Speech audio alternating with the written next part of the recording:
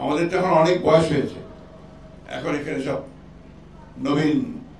নবীনেরা আছেন, তরুণেরা আছেন, তারা দেশকে নতুন করে চিন্তা করছেন।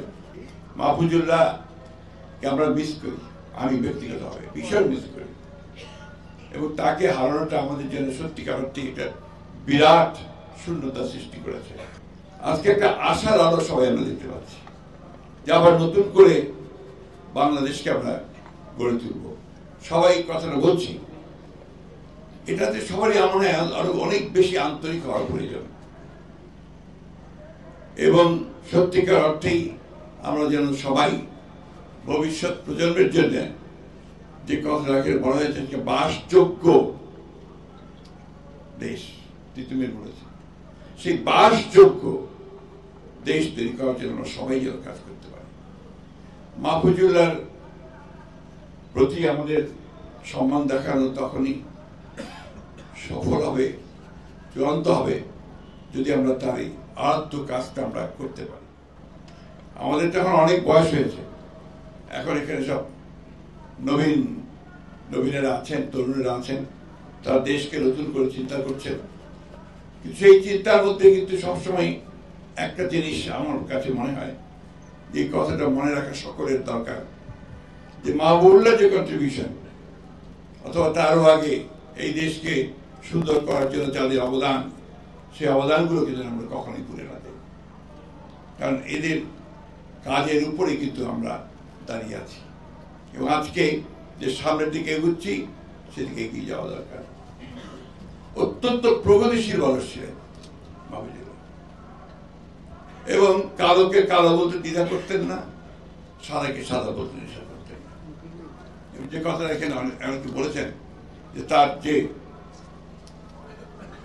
বিতর্ক তর্ক, সেখানে তিনি অত্যন্ত সাবলীল ভাবে তার বক্তব্যটাকে এমন ভাবে উপস্থাপন করার সক্ষমতা যার ছিল, যে সেখানে প্রতিপক্ষ সেখানে নিঃসন্দেহে পরাজিত হতো।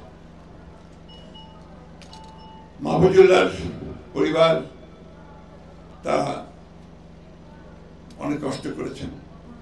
যে কথাটা কিছুক্ষণ আগে একজন বলেছিলেন, যে আজকালকার সাংবাদিকেরা অনেকেই, আমি সকলের কথা বলি না, অনেকেই তারা তো নিজেদের আখের গোছানোর জন্য আপনার দালালি করে। কথাটা ভালো হয় না, হলো না, তারপরেও কথাটা বলতে হলো, এবং বাড়ি ঘর প্লট সব জোগাড় করে। মাহফুজুল্লাহর কিছুই ছিল না। মাহফুজুল্লাহ চিকিৎসার জন্য